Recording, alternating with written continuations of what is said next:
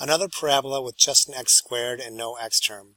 That means that that vertex, or maximum point, is going to be right smack in the middle when x equals to 0. So I'm going to put that in the middle of my table and pick a couple of values on either side of 0.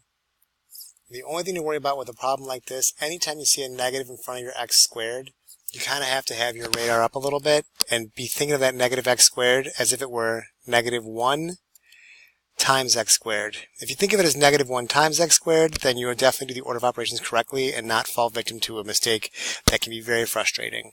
So I'm going to pause the video and fill in this table with how it should look. You do the same, and then we'll compare answers. Pause your video now.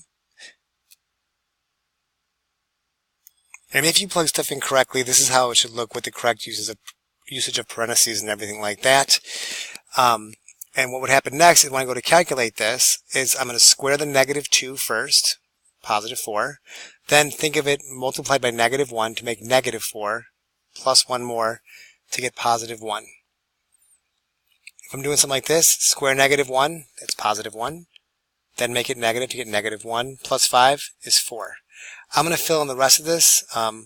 Pause your video, fill it in, and then start the video again to see if we agree. Pause your video now. Hopefully you are seeing on your paper the same thing I have on my screen. There is symmetry on these graphs, so it's not a surprise that these outer values match and that these values match. So all I have to do now is to pull out these ordered pairs.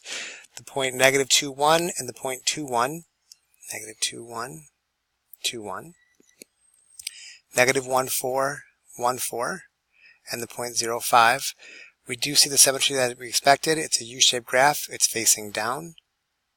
And as long as we do order of operations correctly, we're not going to have any problems.